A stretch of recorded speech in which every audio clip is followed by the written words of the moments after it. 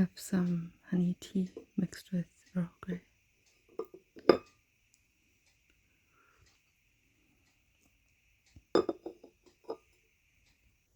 So I'll be continuing coloring this. So the part I was most excited about was the edge, just because it's the consistency for me. I like simple patterns. So I'm gonna do probably, maybe I'll do the same yellow gold color and then like a dark green. So I like that green, the emerald green. And I used chrome yellow for this part here. Maybe I'll do this brighter one, just regular yellow. Yeah, and I'll use that on the inside, the diamondy parts, and then on the outside, make it green. So here it is. It's pretty similar to the other color, but this one's more of a darker, goldy color.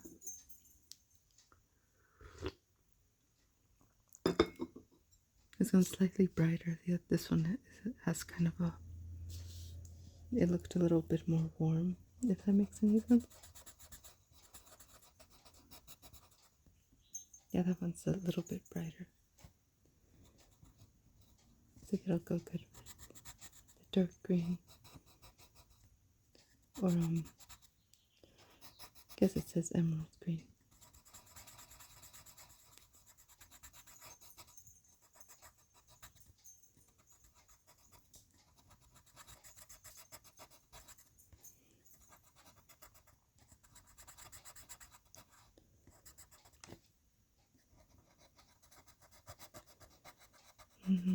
Can I be real with you? I've been feeling a little depressed lately. Not for any particular reason.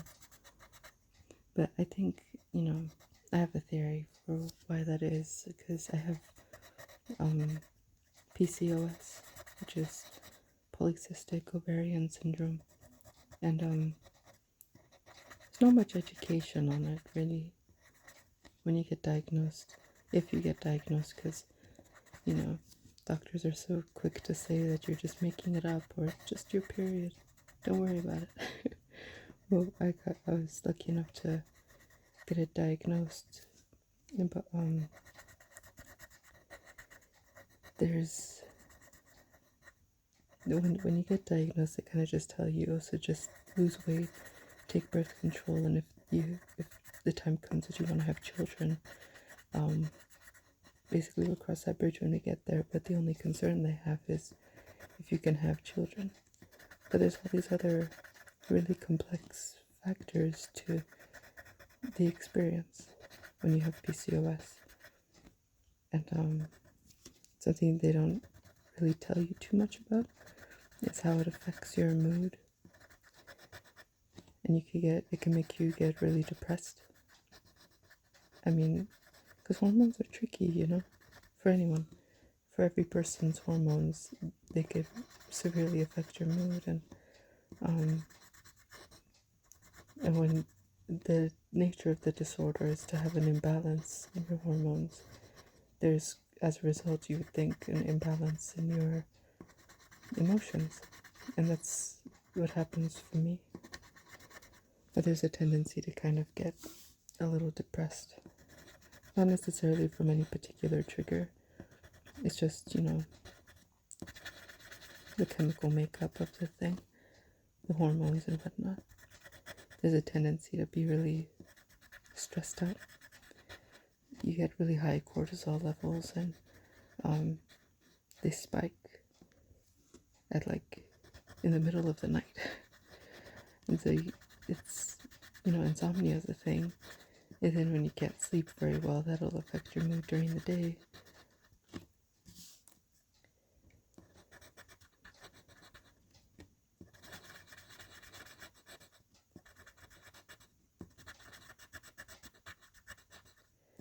So I think maybe that's that's part of it. I mean, perhaps it could be just a buildup of, you know, the way I've been injured for like over a year now, and I haven't improved all that much. I'm not closer to being able to stand pain-free or being able to walk pain-free.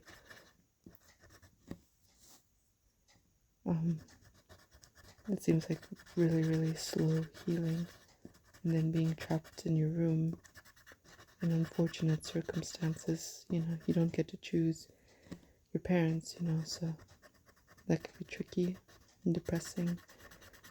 And being the age that I am, I mean, you want independence. You don't want to be dependent on anyone generally, but you also don't want to be dependent on unpleasant people. And it's really frustrating. And being... Hold on, I'm gonna get some tea.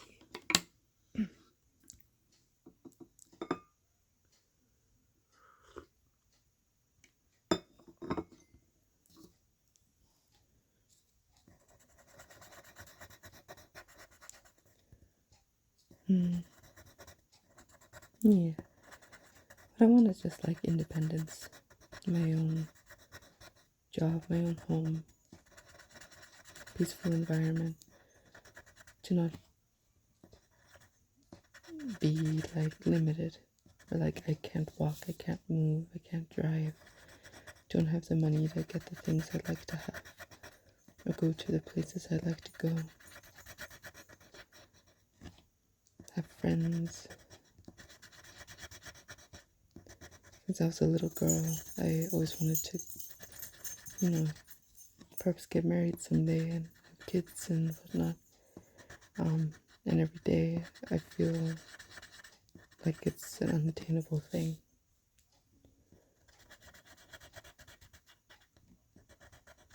C'est la vie. What are you gonna do?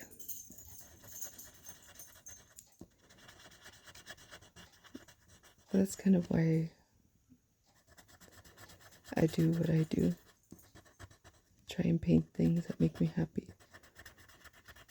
I paint flowers a lot. I like flowers.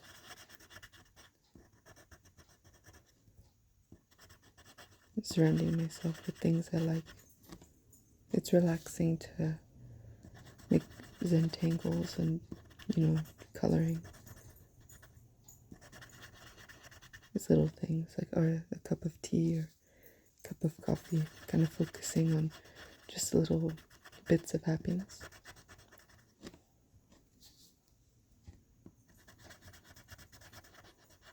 What else can you do when you're in solitary confinement, essentially? And it hasn't just been this year, I mean, because I've been autistic my whole life, I just didn't know it until recently, that there was a name for what I was feeling. But the severe anxiety that comes from being alive, you know, I had really bad agoraphobia for like 8 years after high school. So never being able to work. And then once I finally sort of overcome my fear just enough to be able to go to school, and like I wanted my independence. You know, I want to go where I want to go. I don't want to let the anxieties control me, per se. So, just sort of can't explain it, but you just find a way to do it even though the fears aren't gone.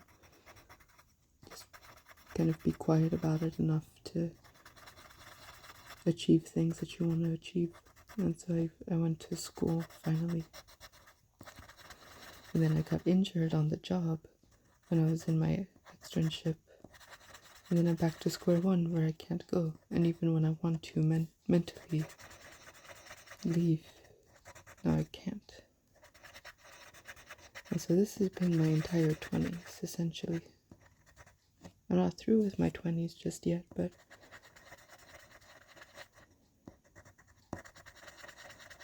Sorry I'm complaining about all this. I don't really have many people to talk to per se about it. And there's something about the anonymity, anonymous. But you don't know exactly who I am or where I'm from, that there's something a little freeing about that.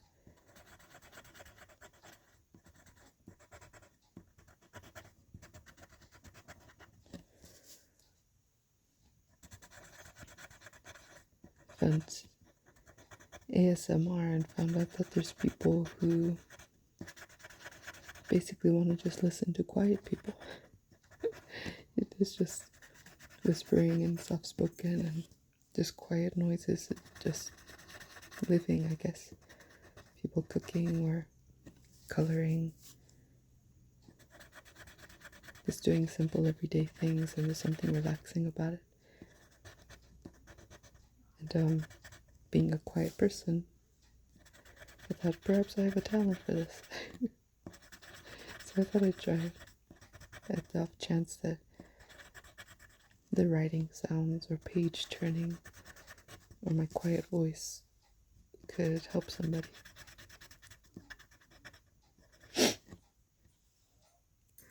Just gonna get some more tea.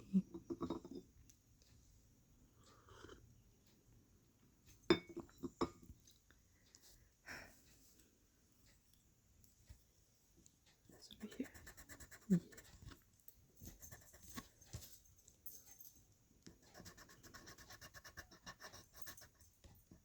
Very frustrating times, I suppose. And I know it could be worse. Just gotta find something to do. Little things that you enjoy, that make you happy. Just try and focus on that. I mean, what else can I do?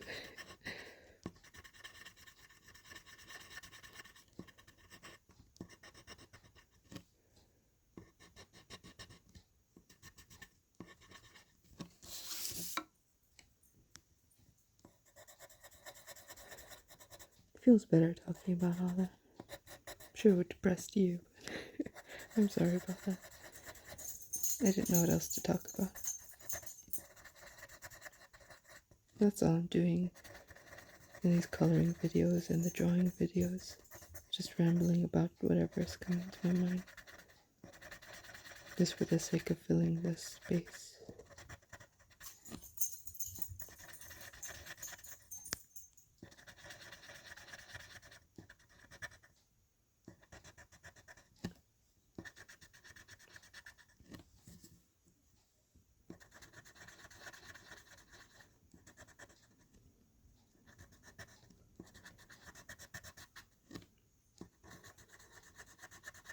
It's a really scary thing to not be able to make your own money. And for such a long time. My birthday is coming up in April.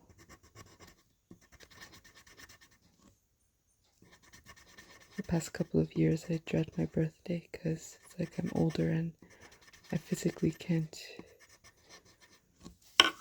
have any sort of independence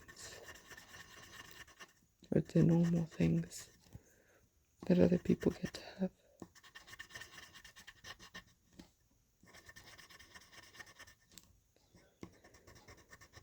If you're out there listening and you have a job and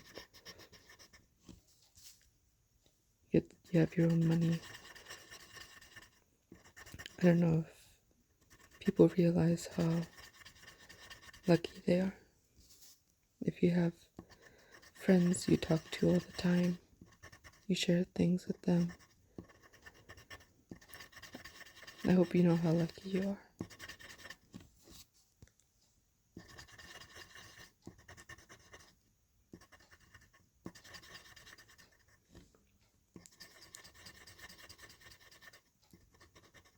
People with a kind partner who loves them. You're blessed. I don't think we sometimes appreciate the things that we have until we see people who don't have it. But all the more reason to appreciate what I do have, because I mean, it could be worse, I suppose. So I'm just using the emerald green. Little things like my mom, she made me an omelet, made of linguiça, like a linguiça omelet, because I need to eat breakfast before I take my pain meds. I need to take it with medicine. And she made me breakfast before she went to work, and that was really nice.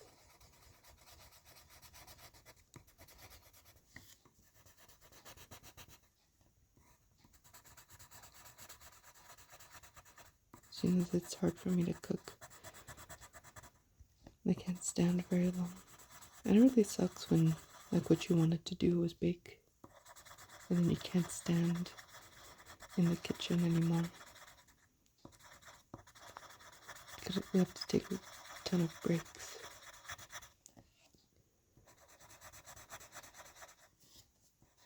But I could just get cereal or something. But she made me an omelet. With, it was my favorite thing for breakfast.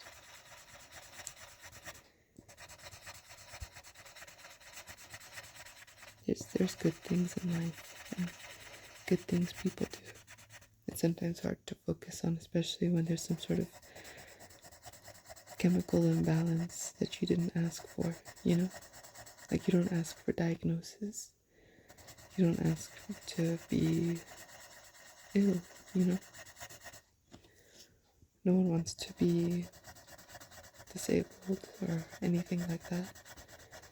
But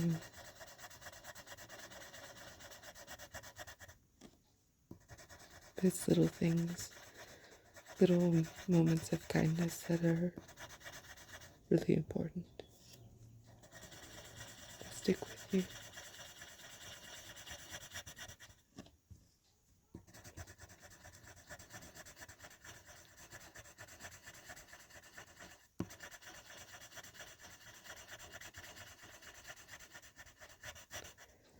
Better don't be getting emotional. I don't like that. Nothing wrong with crying. It's just, I don't like it because I feel out of control of myself. It might be the pathological command or demand avoidance. Where, like, if you feel like you have to do something and you have no say in it, then kind of avoid it at all costs. And it's just some instinct that when my body is starting to make, like, I feel like I'm gonna cry, and I have no logical say in it. It's not like I want to cry, so I'm gonna cry. It's like a physiological response that I have no say in, and then I resist it just for the fact that I didn't have a say in it. Because you could, like, mentally think, I'm fine, it's not that big a deal, everything's fine.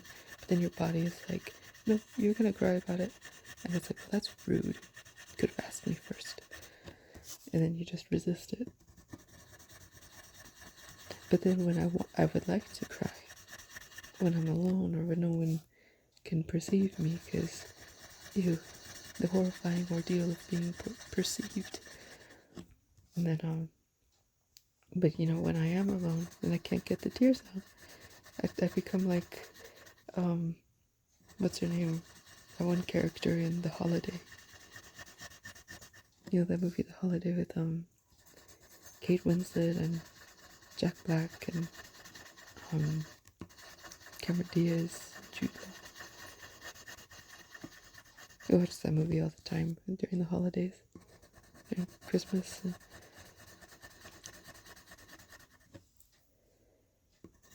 Yeah.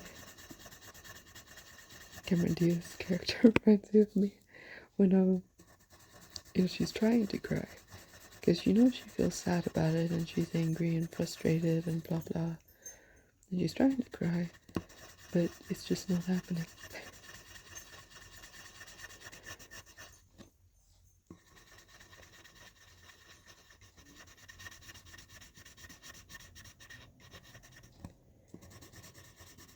I don't like to get emotional around people because I feel like, someone else has it worse and I'm just being dramatic. You know what I mean? I'm just fussing about nothing. Then I get embarrassed.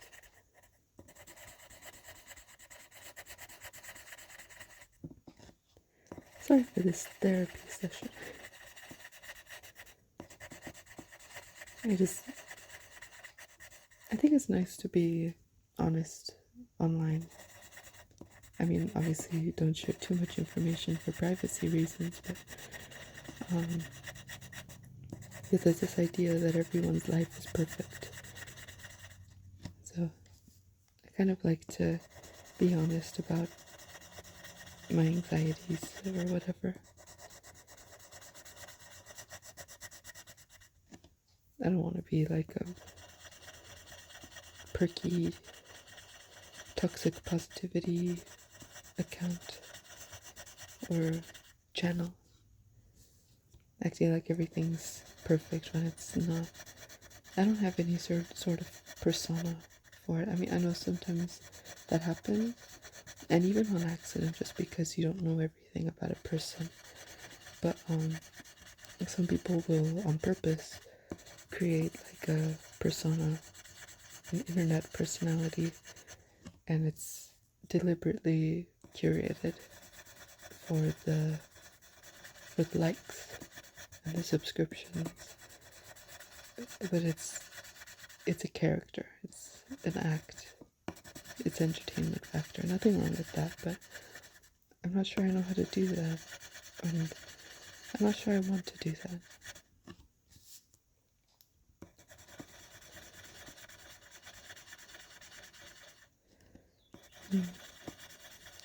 This video's at 22 minutes. I just spent 22 minutes rambling about crap. I'm so sorry. You just stop the video there, because that's too much crap to be rambling about. Sorry about